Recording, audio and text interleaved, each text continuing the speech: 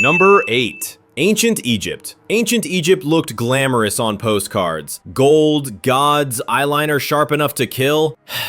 Reality? A desert-level endurance trial. 90% of Egyptians were farmers who worked the Nile's flood cycle like unpaid interns for eternity. The weekend didn't exist. Harvest time meant 16-hour days under 45 degrees Celsius heat, while mosquitoes performed blood donations in reverse. Food was mostly bread, beer, and whatever didn't crawl away. Your teeth wore down to powder from sand in the flour. If you got sick, the doctor prescribed honey, prayers, and sometimes crocodile dung wrapped in linen. Luxurious. Scribes lived slightly longer but developed lifelong back pain carving hieroglyphs about how perfect the pharaoh was. Meanwhile, the pharaoh's engineers used entire villages as disposable scaffolding to drag stones that weighed more than friendship. Dying young was common, dying famous was not. Egypt built eternal monuments, but most builders didn't live long enough to see the ribbon cutting.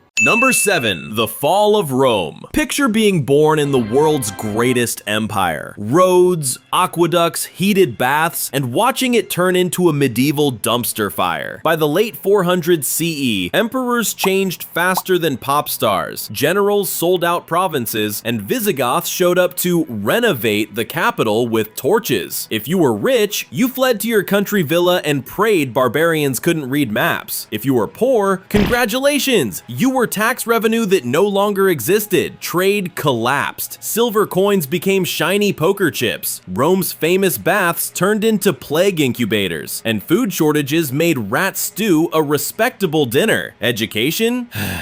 Gone. Libraries burned or became goat shelters. The empire didn't fall in a day. It just spent a century slowly realizing nobody was in charge. Being born then meant seeing civilization forget how plumbing worked and calling it destiny. Number 6. The Black Death. Born in 1347? Congrats! You've got front row seats to the worst health crisis ever! Ships brought plague-infested rats from Asia, and within 5 years, half of Europe was fertilizer. People blamed everything. Comets, bad air, Jews, even wearing the wrong shoes. Entire families vanished before breakfast. Priests stopped giving last rites because there weren't enough alive to finish the list. Doctors in beaked masks filled with herbs strutted around like gothic ducks, confidently curing nobody. Towns locked their gates. Others dug mass graves so big they became new neighborhoods later. Wages skyrocketed for survivors, but so did trauma. Art turned morbid, religion paranoid, and Europe's population took 200 years to recover. The only creatures thriving were rats. History's undefeated champions of biological warfare. Number 5. The Little Ice Age. From the 1300s to the 1800s, Earth pressed the chill button too hard.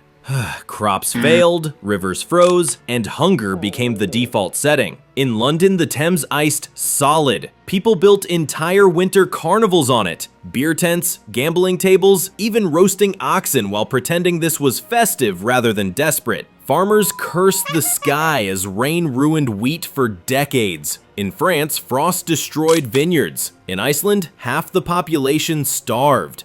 Scientists didn't exist yet, so obviously witches took the blame. Tens of thousands were executed for weather crimes. Families survived on boiled bark and shoe leather. Artists painted gray snow-choked landscapes because that's literally all they could see. Being born in this era meant mastering 2 life skills: layering wool and blaming supernatural women for bad harvests. Number 4. The year 536. You know you're in trouble when historians unanimously call your birth year the worst year to be alive. In 536 CE, volcanoes in Iceland and Central America erupted so violently that ash veiled the entire planet. For nearly 2 years, the sun gave no proper daylight. Just cold twilight at noon. Crops withered from Ireland to China. Snow fell in summer, Famine swept continents and entire kingdoms vanished. Grain prices multiplied 8-fold. People thought God had switched off the sky. Then, as a bonus feature, the plague of Justinian struck 15 years later, wiping out a third of the Byzantine Empire. Being born then meant living through endless dusk, hunger, and pestilence. Even poets stopped writing about beauty. They started describing clouds that refused to move.